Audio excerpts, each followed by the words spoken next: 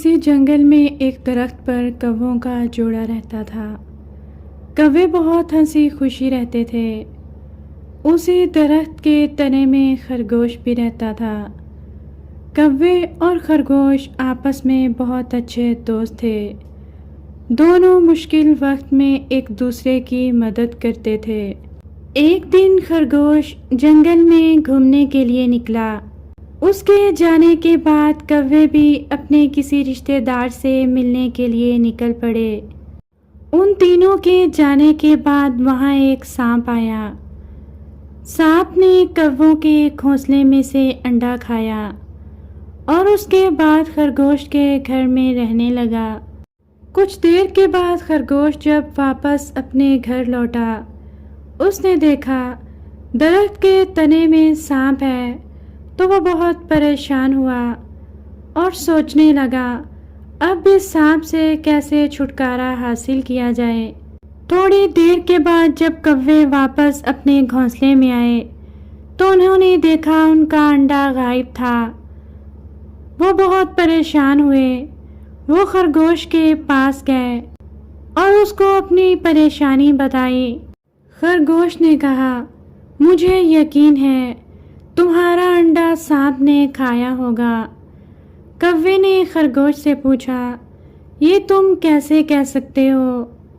خرگوش نے کہا، کیونکہ سانپ نے میرے گھر پر قبضہ کر لیا ہے اور یقیناً اسی نے ہی تمہارا انڈا بھی کھایا ہوگا۔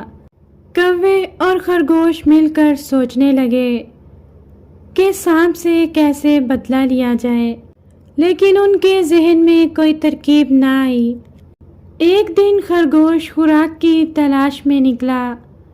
تھوڑی دور جا کر اس کی نظر ایک گاجر پر پڑی۔ اس نے ابھی گاجر کھانی ہی شروع کی تھی کہ دور سے اسے ایک لومڑی دکھائی دی۔ خرگوش اپنی جان بچانے کے لیے وہاں سے بھاگ گیا۔ لومڑی بھی اس کے پیچھے پیچھے بھاگنے لگی۔ تھوڑی دور جا کر خرگوش کہیں غائب ہو گیا۔ لومڑی کو نظر نہ آیا۔ وہ اس کے گھر پہنچی۔ کووں کی جب لومڑی پر نظر پڑی تو انہوں نے سانپ سے بدلہ لینے کی ترکیب سوچی اور لومڑی سے کہا، تمہیں کس کی تلاش ہے؟ ہم تمہاری مدد کریں گے۔ کووں کی بات سن کر لومڑی بہت خوش ہوئی اور لومڑی نے کووں سے کہا کہ مجھے ایک خرگوش کی تلاش ہے، اس نے میری گاجر چرائی ہے۔ کووں نے کہا، کیوں نہیں، خرگوش کو اس کی سزا ملنی چاہیے۔ لومڑی بہت خوش ہوئی۔